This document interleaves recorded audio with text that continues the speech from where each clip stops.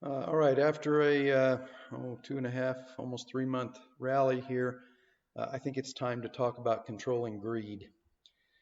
Um, you know, o- Obviously, the way most people think is, once you get a very strong trending rally like this, um, most traders, especially retail traders, tend to get more and more bullish, and their emotions cause them to extrapolate this move. Um, Indefinitely into the future so that they don't see any risk at all. Uh, and I'm watching this happen right now of uh, buying heavy call option positions um, in in the metals market. At the time, obviously, the time to buy call options was down here when the move started. But the problem is down here, traders are nervous. They don't want to risk getting stopped out. So, uh, they do the opposite of what they should do. They're very timid, very cautious as the rally gets started, and then probably many people finally, um, got the courage to enter long positions right up in here, and we get a sideways move. Um, we're at a major resistance zone here at about 1520 to 1550. It was very unlikely that gold was going to go through that on the first attempt. I do tend to think it is going to go through it, um, but I don't think it's going to be a sustained move through it. And this is certainly not the time to be taking heavy leverage. This is the time to be taking down your leverage and just playing, uh, unleveraged positions or smaller positions to catch what I think is going to be the last leg up. And I may be wrong. This, might just turn out to be an intermediate top. And if you're leveraged and this does turn out to be an intermediate top, then you're going to take a much bigger drawdown if the gold market keeps correcting. And I would think that an intermediate correction could easily come back down and test the 1380-ish zone in here. Let me widen the chart. All right, so we've got this, what was resistance for several years, and it's not unrealistic that metals could come back down to test this zone in here during an intermediate correction. So, this has been a tremendous move. Um, Most people, at least most of um, my subscribers, have made a lot of money on this.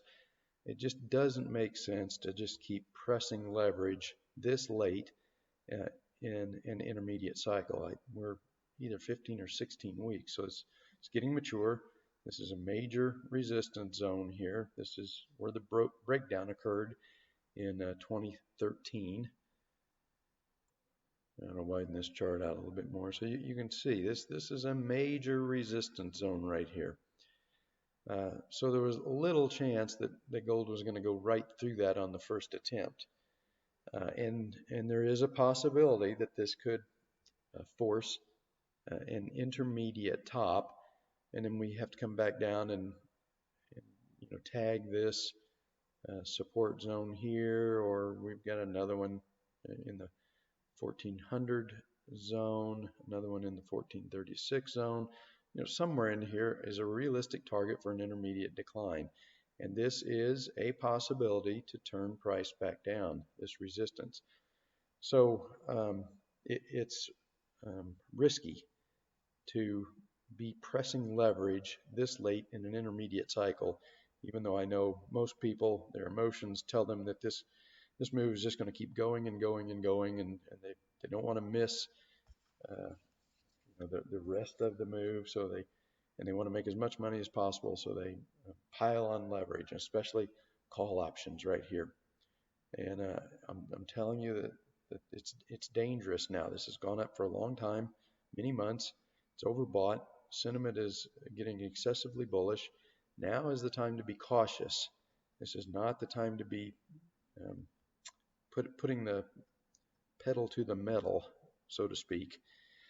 So you need to be off leverage, unleveraged trades only, maybe even half trades. Uh, if if the gold does, I think we're moving down into a daily cycle low, and this may just turn into a sideways consolidation as well. But I think the max target for this is probably a little below 1600. We've got what looks like a T1 pattern here, and that has a target at about close to 1600. So that's probably the max that we're going to get out of this move. So if we do have another move up, there's not a lot of it left anyway. Catch it in an unleveraged fund, ETF or unleveraged miners, and that way, if this does turn out to be an intermediate top, um, and you end up getting stopped out, you're not going to give back a huge chunk of these gains by trying to do something stupid like leveraging 3 months into a monster rally with sentiment excessively bullish. So time to be cautious here. We'll get another opportunity. There'll be another intermediate decline. Like I said, this is a potential target is down here in one of these support zones. And when we do get that, then emotions will flip. Everybody will be bearish again. And then that's the point at which you want to pile on the leverage positions. That's where you want to back up the truck. You don't want to back up the truck 3 months into a very powerful rally. This is time to be cautious. Stocks, on the other hand, we were clearly moving down into an intermediate cycle low. Let me switch this to daily. All right, we had clearly started down into a intermediate cycle low.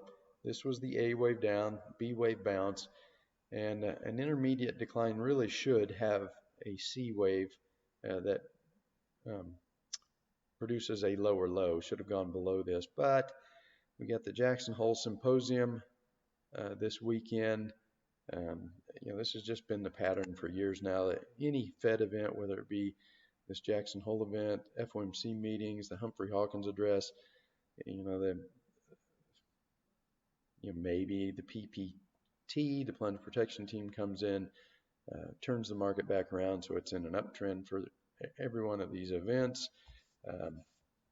To some extent, I think it's just traders have been conditioned to expect the market to rise into these events, so they probably start buying the market ahead of them. So maybe a combination of both. But at this point, there is risk that the C wave of the intermediate decline has gotten aborted. And so it is possible that this is a final intermediate cycle low. And if that's the case, then now is the time to be leveraged in the stock market.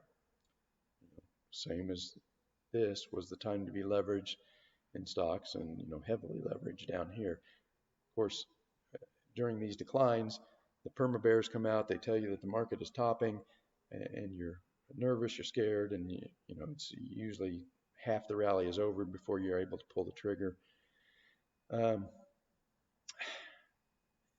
I think you can pull the trigger right now and just put a stop below 28, let's call it 28.25 right here. And realistically, I think you could put a stop right here below 28.75. If half of this rally here is given back, then maybe the market is overwhelming the interventions to prop it up ahead of the FOMC meeting, and at that point, maybe we could finish this intermediate cycle decline, come down and get a lower low. So there's not a lot of risk with this strategy. You're betting that the Plunge Protection Team is going to protect the market ahead of the Jackson Hole event, probably going to protect it ahead of the next FOMC meeting in the middle of September. And if so, then you've got some decent upside here. Probably, we'll test the all-time highs again. If this really was an intermediate cycle low that just got aborted a little bit before it could finish the C wave down, then we're on week one. Actually, I guess we'd only be on day 3 of a new intermediate cycle, and in that case, then there might be the potential for the semiconductors to take off and finally give us that sustained breakout above the 2000 highs. All right, real quick, here's the semiconductors. The 2000 highs were back here at about 1360-ish. You can see the rally out of the December bottom broke above it, but just too late in the intermediate cycle to get a sustained move back down below it, retested 1300. Again, a marginal breakout. Perma-Bears, of course, calling this a double top. And then we get the move down into the intermediate cycle low, gets aborted a bit prematurely. But at most, I was only expecting just, one more test of this 1360 zone. So, they really didn't stop much, maybe an extra 60, 70 points that we might have shed before bottoming. But if this is the beginning of a new intermediate cycle, then we are now set up to finally get that sustained breakout above the 1360 level instead of this chop back and forth. And as I've been saying for a couple of years now, the potential in the semiconductors after a 19-year basing phase, there's just no telling how high this can go in the next 10 or 15 years.